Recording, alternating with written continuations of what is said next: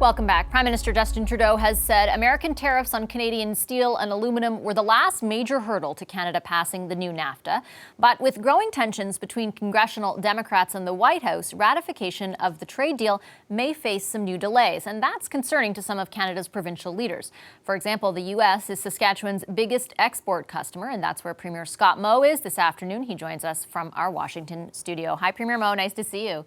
And great to talk to you, Vashi. I have to get your sense. What are you hearing? I know you met with a number of different people from Congress and elsewhere. We saw that sort of decay of the meeting this morning between President Trump and the Democratic leadership. Is that sort of fractious relationship having an impact on the progression of NAFTA from what you've been able to glean? Well, I hope not in the short term or in the medium term. Many of the meetings we had, and we've met with a number of Republican as well as Democratic senators and House representatives, and there is an understanding of the value of the trade relationship that we have had in North America, the North American Free Trade Agreement that we have enjoyed over the course of the last 2.5 decades, and there is an understanding of the overarching value of moving forward with the modernized version of that. There are some questions with respect to some specifics in that agreement as we move forward. But the overarching understanding of the value of that trade relationship and the integration really of our businesses that has occurred over the last couple of decades does seem to be rising to the top here, and we're hopeful that over the next number of weeks and months that the House will look at this agreement and ultimately then the Senate. I guess my question is, though, even intent can be one thing, politics can be another. And are you worried at all that the politics of all of this, that the NAFTA essentially will get caught up in the politics of it all? Always concerned with respect to this agreement and the entire journey that we have had over the course of the last in excess of a year now. If you go back a number of months, it was doubtful whether we would even have gotten to this conversation of having a ratification of this type of an agreement. So we've been advocates of this agreement all along the way. We continue to do that just today. I think the removal of the steel and aluminum tariffs last week is a positive sign. There are going to be political conversations, if you will, along the way. The feeling that we're getting here today, though, is that the overarching value of the agreement is albeit there may be short-term political disagreements, the overarching value of the agreement is a positive step forward for both countries, and we're hopeful for ratification in all three countries. In your discussions today, particularly with Democrats, was there any indication given about whether they would like to see the agreement? I mean, we know what their primary concerns are around, let's say, pharmacare or environmental protections or labor standards. Was there a sense, did they give you a sense of whether they want to see the agreement opened up completely or whether kind of side agreements are possible? More to do with just questions or concerns on the clarity of some of those parts of the agreement, and there may be answers that can be addressed to actually be able to move forward with the current form. The environmental opportunity that we have with an agreement like this is really, I guess, the opportunity is for us to continue to share the story of not only the integration of our industries across the border, but the environmental impact positively of the industries that we have when you compare them to their competitors around the world. And we need to continue to communicate that with all involved. We've heard the steel industry, the agricultural industry, as well as our mining and energy industries are among the most sustainable in the world in North America. They're integrated across the border, and we need to continue to recognize that. And I think there is an impending recognition of that here with the people we've discussed today. Do you get a sense of timeline at all? I think we would hope that we would see ratification over the course of the next few months here in all three countries, quite frankly. We've been a proponent of this conversation from day one, and we continue to be an advocate for the USMCA agreement today. So we're looking forward to some activity over the course of the next few months. Obviously here in Washington, it'll go through the House process and then the Senate. Do you think that the Canadian Parliament should ratify the agreement prior to rising for the summer and for the election? Absolutely. No concern that it might have unintended consequences on the American process, might turn off some Democrats who want to see more things negotiated? It might actually encourage the American process as we have one of the countries stepping forward to ratify an agreement that at times I think in fairness we've taken for granted over the course of the last 2.5 decades, and we shouldn't. Our industries are integrated across the border, and we should give them every opportunity to continue to grow, benefiting communities and people on both sides of our 49th parallel. Let me ask you about another relationship, and that is the one that Canada has with China. And of course, trade is a big part of that right now. You've been on the program many times to talk about canola. I'm wondering, have you heard any? We've heard, for example, of some soy drying up, imports of soy drying up. Are you hearing anything in addition to what we already knew about canola or other crops? I do have some calls when I return back to Saskatchewan with some of the industry people that are involved. Specifically with the canola market. I'll be looking forward to them as we've been talking all along through this process. The fact of the matter is we need to do everything that we can to preserve our market access in all of our markets. U.S. being our largest market, we're advocating with respect to that today. China, from Saskatchewan's perspective, is our second largest market. India is a large and important market to the province of Saskatchewan, and we need to continue to advocate for our market access in all of those markets, and in particular in China, that means our canola access. I know you've called for sort of a more political discussion and a delegation to head to China to talk about this and the issue. I know that Nova Scotia's Premier Stephen McNeil recently got back from a trip to China. Are you considering going? We are considering the opportunity that we may file some submissions, but we haven't done it as on our own to this point. What we've been doing is working quite closely with our Minister of Trade, our Minister Carr, as well as Minister Freeland's office to be part of any scientific delegation that may or may not attend. But at some point in time, we do need to have people on the ground in China engaging. One way to bring that process along is to have the appointment of an ambassador, a permanent ambassador in that nation, and we'd be looking forward to that happening in the near future as well. What would hold you back from going yourself? If Premier McNeil can make that trip, there's a lot of issues about visas and getting people to go. If they're saying yes to him, why wouldn't you yourself go rather than talk about just the federal government doing something? That would be a decision that the Chinese government would have to answer with respect to the visa applications that are being granted and not granted. But are you trying to go? Would you make that attempt? At what point would you? Yeah, no, I have not personally made an attempt for me to be on the ground in China or our minister to be on the ground. As I said, we've been working on the scientific mission with our federal government as the course of action as we move along. And saying that, it is time for us to continually, and I have said this, we continually need to be firm with our conversations that we're having with a very large trading partner, and we need to continue to ensure we're doing everything we can to A, appoint an ambassador,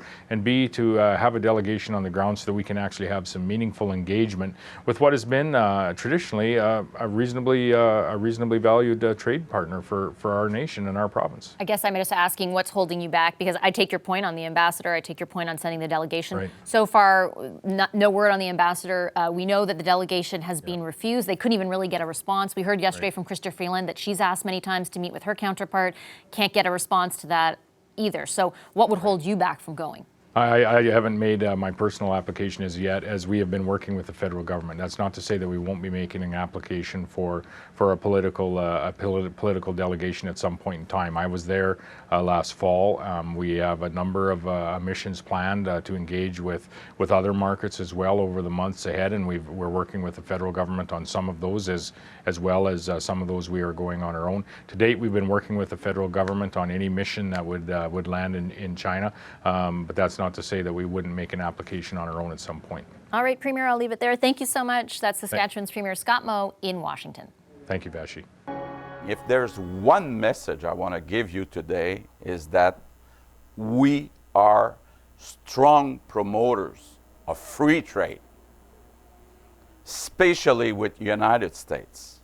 And I must say that several self-inflicted wounds have been caused recently. The renegotiation of NAFTA has been one long trip to the dentist. That's Quebec Premier François Legault in Washington today, promoting free trade between his province and the U.S. Getting the new NAFTA passed, as he referenced, has already been a very long process. And while Canada may be on board today, the U.S. president refused to meet with his congressional counterparts over other issues. But could that impact how NAFTA progresses? Simon Lester is Associate Director for the Center for Trade Policy Studies at the Cato Institute. He joins us now from Washington. Hi, Mr. Lester. Great to see you again. Glad to be here. Let me start off by asking you about what we heard from the president earlier today, essentially that he would be unwilling to work with the Democrats at this point on policy because of the investigations, unless they were to drop their call for investigations into his actions. Do you think that would have any kind of potential impact on talks where NAFTA is concerned?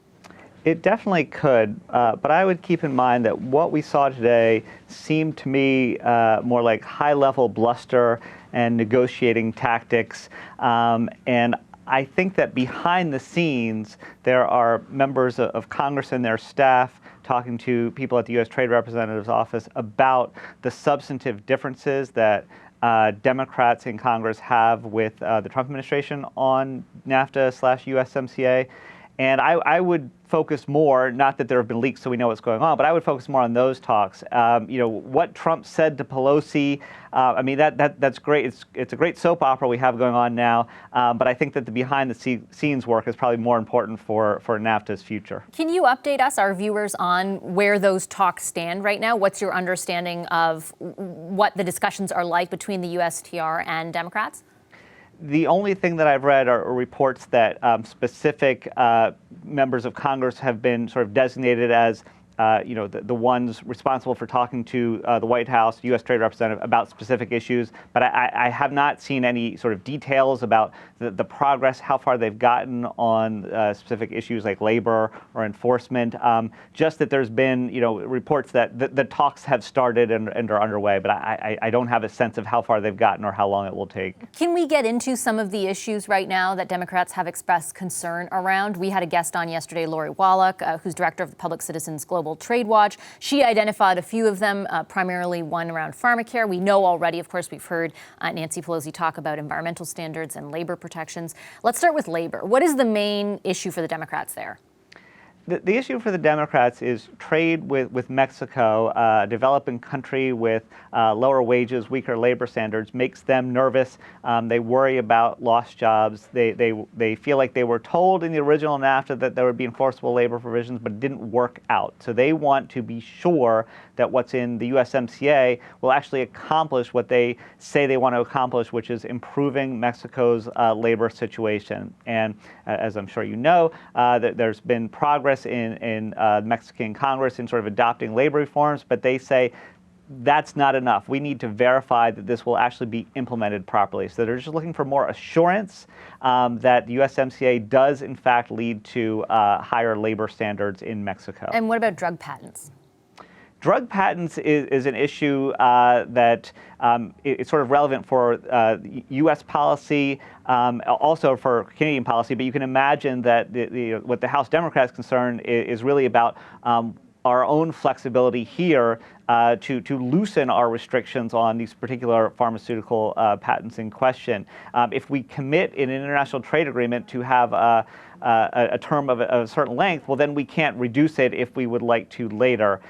So it's much about U.S. domestic policy, I think, as it is about what happens in Canada or Mexico for the House Democrats. And are there other issues that you think that are of major concern to Democrats that you've heard about lately? So I think enforcement is a big one, and the House Ways and Means Committee had a whole hearing on this morning. When Democrats talk about enforcement, I'm not exactly sure what they mean sometimes. One key issue with the NAFTA had been the ability of governments to block the establishment of a panel to hear a dispute. It doesn't look to me like the USMCA fixed that problem completely. There were some changes made, but I'm not sure it fixes it. And so Democrats are sort of worried about that. Has that problem been fixed? But to some extent, they're also thinking more broadly about enforcement in a vague way that I can't figure out. So they have concerns about enforcement. I think they're trying to sort out what those concerns are and how they could be fixed. and whether there's anything that can be done with the USMCA text at this point to assuage their concerns. That leads me perfectly to my next question, and that is, what is the potential fix here? Does this require a reopening of the agreement? Is there the possibility that a side deal could be reached? What do you envision as the way this plays out? Ideally, if you're looking for the perfectly drafted agreement, you would want to reopen it. And I do think it's possible to reopen things narrowly, just designate 1 or 2 or 3 issues that are going to be looked at. People express concerns that if you reopen one, then the whole thing gets thrown into question, so it won't work. I don't know. I think it can be done, but to alleviate the concerns over that about sort of undermining everything that's already been agreed, you could you could have some sort of side agreement, side deal to fix some of the problems in the existing text. So, for example, there was a problem with establishing a roster of panelists.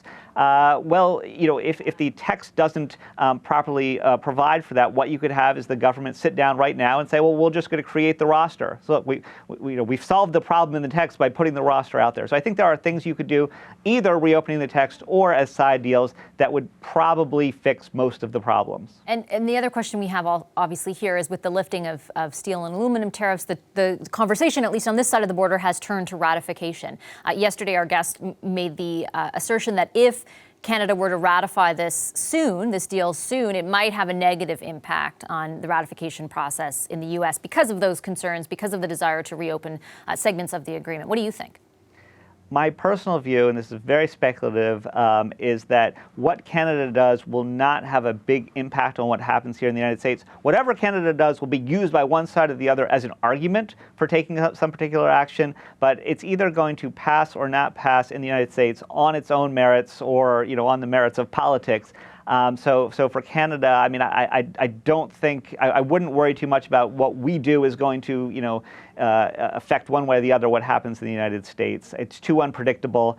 Do what you think is best. What happens here is based on our own messy politics. And just quickly before I let you go, do you think the deal will be ratified in the U.S.? I think there is a 20 to 30% chance of ratification. I think there's a lot of issues to be worked out. The high-level drama you saw earlier today does matter. If the Democratic congressional leadership and the Trump administration can't get along at all on anything, then that is going to negatively affect the chances of getting this thing passed. All right, those aren't great odds. Thank you, Mr. Lester. We'll be sure to talk to you again. Appreciate your time. Thanks. That's Simon Lester, Associate Director for the Center for Trade Policy Studies at the Cato Institute from Washington. Hi, I'm Vashi Capellos, host of Power in Politics. See more of our show by subscribing to the CBC News channel or click the link for another video. Thanks for watching.